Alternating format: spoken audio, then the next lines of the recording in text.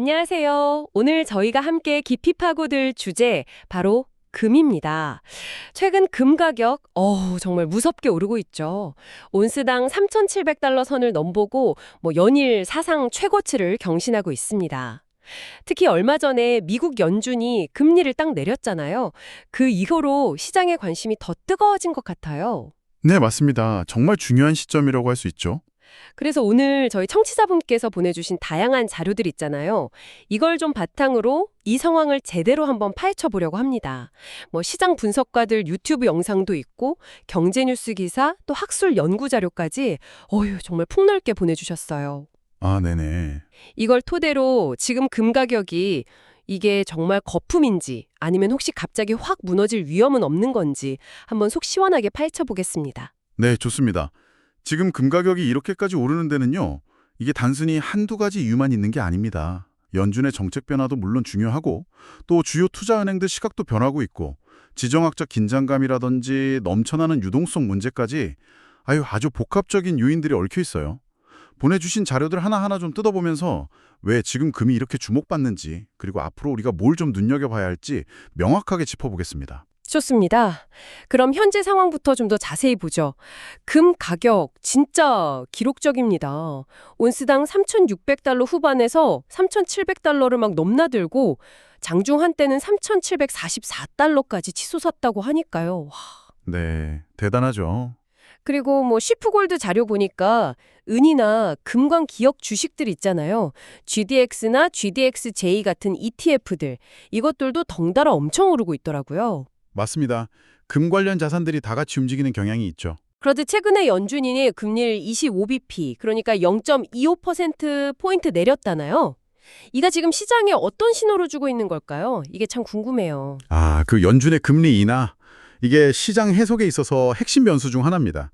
그 캐피털 코스մ 영상에서 되게 흥미로운 분석을 내놨더라고요. 어떤 분석인가요? 역사적으로 보면요, 연준이 금리 인상을 딱 멈추고 다시 인하를 시작했던 시점들 있잖아요.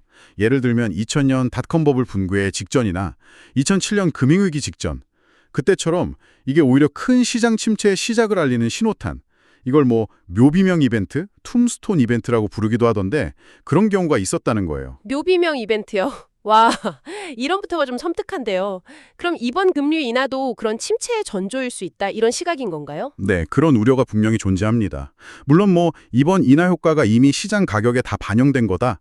아니다, 앞으로 더 오를 수 있는 발판이 될 거다. 의견은 분분합니다. 네네.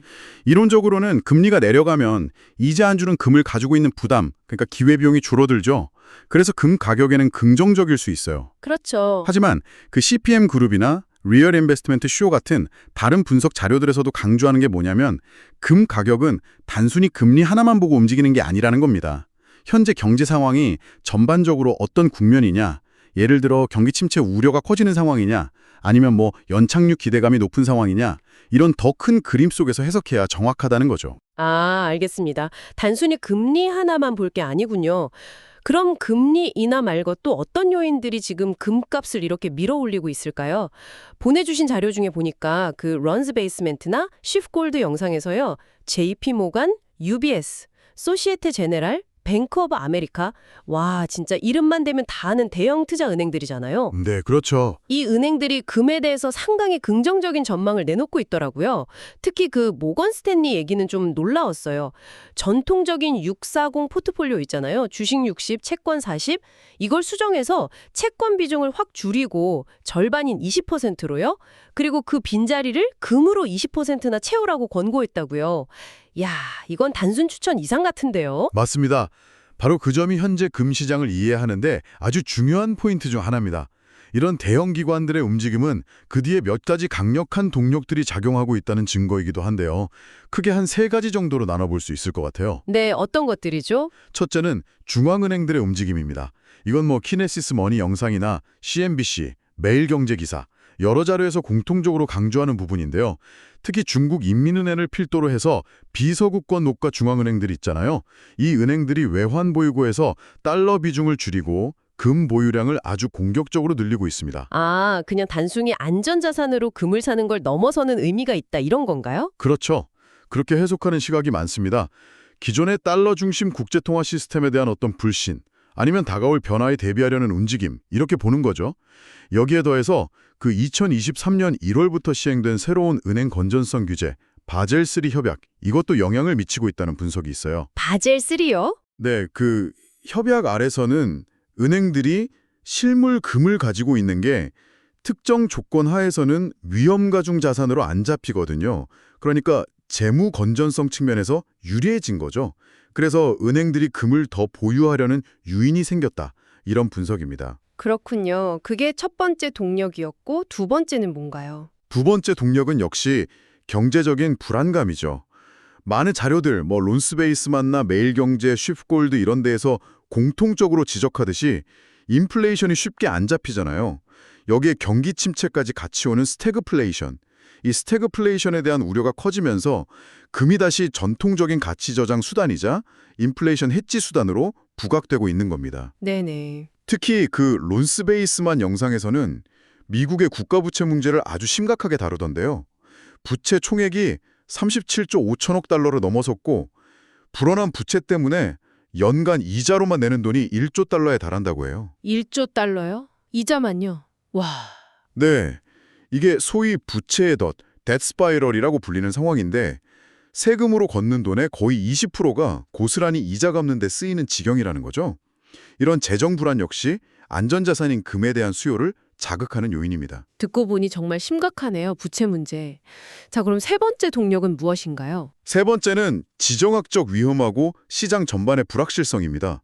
예를 들어서 매일경제 기사에서는 트럼프 전 대통령 재집권 가능성, 그에 따른 관세 정책 변화 가능성 이런 걸 언급하고 있고요. 또 CPM그룹 분석처럼 미중 갈등이나 러시아 우크라이나 전쟁 장기화 같은 이런 지정학적 긴장이 계속되니까 투자자들이 불확실성을 피해서 가치를 보존할 수 있는 수단으로 금을 찾고 있다. 이런 분석입니다. 이거 정말 거품은 아닐까요? 보내주신 자료 중에는 강력한 경고 목소리도 꽤 많았습니다. 예를 들어서 존 하워드 같은 분석가는 자기 유튜브 채널에서 주간 차트를 보면 금 가격이 이동평균선하고 너무 멀리 떨어져 있다. 그리고 시장 참여자들 탐욕 지수도 너무 과열 수준이다. 이러면서 조정을 경고하더라고요. 네, 그런 기술적 분석가들의 경고가 있죠. 또 마이크 모노니 같은 분석가는 현재 주식, 부동산 거의 모든 자산에 거품이 꼈다. 거의 모든 것의 거품, almost everything bubble 상태다. 이렇게 진단하면서 금이랑 은 빼고는 다 위험하다. 이렇게까지 주장하고요. 그분은 좀 강하게 말씀하시는 편이죠. 그리고 이탈리아 밀라노 비코카 대학에서 나온 연구 결과도 흥미로웠는데 역사적 추세에서 벗어난 금 가격 움직임은 투기적 수요나 과잉 유동성 때문일 수 있다. 이런 분상을 내놨어요. 이런 경고들을 보면 이거 진짜 거품인가 불안한 마음이 드는 것도 사실입니다. 네, 맞아요. 거품 논쟁은 현재 금 시장의 가장 뜨거운 감자라고 할 수 있습니다. 말씀하신 것처럼 기술적 지표나 과거 패턴을 근거로 해서 강력한 경고를 보내는 분석가들이 분명히 존재합니다. 하지만 반론도 만만치 않습니다. 반론은 어떤 것들이 있나요? 아까 언급하신 그 밀라노 피코카 대학 연구 있잖아요. 그 연구는 사실 좀 더 깊이 들여다볼 필요가 있어요. 그 연구는 금 자체는 희소성 때문에 본질적으로 버블이 형성되기 어려운 자산이다. 하지만 금의 가격은 시장에 풀린 과도한 유동성 때문에 영향을 받아서 급등락할 수 있다. 이렇게 지적하거든요. 금 자체라 금 가격을 좀 분리해서 봐야 한다. 이런 말씀이시군요. 그렇습니다. 즉, 현재 금 가격 상승이 금이라는 자산 자체의 내재적인 문제라기보다는 오히려 기존 법정화폐 시스템의 불안정성, 예를 들면 계속 돈 찍어내서 화폐 가치가 떨어지는 거나 다른 자산들 거품이 꺼질까 봐 두려운 거, 이런 공포가 금 가격으로 표출되고 있다. 이런 시각인 거죠. 네네. 그 메네코 64라는 분석가 영상에서도 비슷한 맥락의 주장이 나오는데요. 현재 금 가격 상승은 수십 년간 금융 시스템 안에 쌓여온 거짓으로 부풀려진 부, 그러니까 실물 경제와 동떨어진 부채 기반의 부가 이제 드러나는 과정일 수 있다. 이렇게 해석하기도 합니다. 와, 거짓으로 부풀려진 부라. 심오한데요? 그리고 거품 붕괴를 속단하기 어렵게 만드는 또 다른 근거가 있는데요. 그건 아직 일반 대중 투자자들의 참여가 과거 버블 정점 때만큼 그렇게 뜨겁지가 않다는 점이에요. 메네코 64 영상에서도 지적하듯이 역사적으로 자산 버블의 마지막 단계에서는 보통 묻지마 투자 같은 광풍이 불잖아요. 네, 그쵸. 너도 나도 뛰어드는. 근데 아직 금 시장에서는 그런 현상이 뚜렷하게 나타나고 있지는 않다. 이런 분석이죠. 또 아까 그 밀라노 피코카 연구에서 분석한 과거 금 가격 급등 시기들 있잖아요.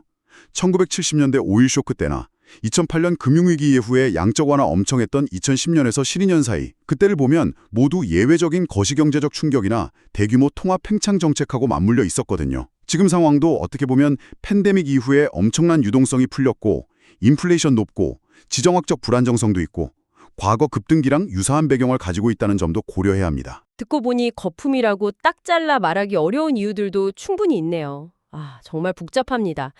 그럼 앞으로 금 가격은 어떻게 될 거라고 보는 목소리들이 많나요? 전망 역시 극과 극으로 갈리는 것 같던데요. 런스페이스먼트나 키네시스 머니 영상 자료 보니까 온스당 4,000달러 넘어서 4,500달러, 심지어 장기적으로는 1만 달러 이상까지 갈 수 있다 이런 예측도 나오더라고요. 뱅크 오브 아메리카는 2026년 2분기까지 4,000달러 예상했고요. 네, 굉장히 낙관적인 전망들이 있죠. 반면에 아까 말씀드린 전 하웰 같은 분석가는 기술적 지표상 강력한 덩고 신호가 계속 나타나고 있다 이러면서 급격한 조정 가능성을 계속 경고하고 있고요. 또 CPM 그룹 분석처럼 금뿐만 아니라 은 가격도 같이 크게 오를 수 있다 이런 전망도 꾸준히 나오고요. 네, 정말 예측의 범위가 넓습니다. 현재 강력한 상승 동력들을 생각하면 추가 상승에 대한 기대감이 큰 것이 사실이에요. 하지만 동시에 단기간에 너무 가파르게 올랐기 때문에 언제든 급격한 가격 조정이나 일시적인 붕괴 가능성도 열어두어야 합니다. 그렇죠. 너무 오르면 조정이 올 수도 있으니까. 특히 그 마이크 멜론이나 전 하웰 같은 분석가들이 경고하듯이 만약에 주식시장이나 부동산 시장 같은 다른 자산 시장의 거품이 먼저 빵 터지는 시나리오가 현실화된다면요. 금 역시 단기적으로는 안전자산임에도 불구하고 유동성 확보를 위한 매물이 막 쏟아지면서 둥반 하락할 위험이 있습니다. 과거 금융위기 때를 생각해보면 극심한 시장 충격 초기에는 거의 모든 자산 가격이 일시적으로 그냥 같이 확 빠지는 영향을 보였었거든요. 아, 그랬었죠. 하지만 조금 더 긴 호흡에서 본다면 아까 우리가 쭉 살펴봤던 금 가격 상승의 근본적인 동력들 있잖아요. 중앙은행들의 꾸준한 매수세, 잡히지 않는 인플레이션 압력, 심각한 국가 부채 문제, 계속되는 지정학적 불안정성, 이런 것들이 단기간에 해소되기 어렵다면 금 가격의 장기적인 상승 추세는 유효할 것이다. 이런 분석이 우세합니다. 네. 리얼 인베스트먼트 쇼에 나온 엑셀 머크 같은 전문가도 강조했듯이 시장의 정확한 고점이나 저점을 딱 예측하려고 하기보다는 현재 상황의 복잡성을 충분히 이해하고 각자의 투자 원칙이나 위험 감수 수준에 맞춰서 신중하게 접근하는 전략이 중요합니다. LG 경영연구원 보고서에서도 지적했듯이 앞으로 세계 경제가 예상보다 안정적인 회복 경로를 밟느냐 아니면 또 다른 위기 국면으로 가느냐에 따라서 금 가격의 형방은 크게 달라질 겁니다. 오늘 저희는 청취자분께서 보내주신 다양한 자료들을 통해서 기록적인 금 가격 상승의 배경과 동력, 또 뜨거운 거품 논란, 그리고 상반된 미래 전망까지 정말 다각도로 깊이 파고들어봤습니다. 금값을 밀어올리는 강력한 이유들이 분명히 존재하지만 동시에 단기 과열이나 조정 가능성에 대한 경고음도 무시할 수 없다. 이런 점을 확인할 수 있었네요. 이걸 다 종합해보면 그래서 이게 다 무슨 의미일까요? 지금 이 현상이 우리에게 던지는 메시지는 뭘까요? 네, 마지막으로 청취자분들께 한번 곱씹어 볼 만한 질문을 던지면서 마무리하고 싶습니다. 오늘 저희가 살펴본 자료들 속에서 특히 그 메네코 육사나 키네시스 머니 영상 그리고 밀라노 비코카 대학 연구 같은 일부 분석가들은요.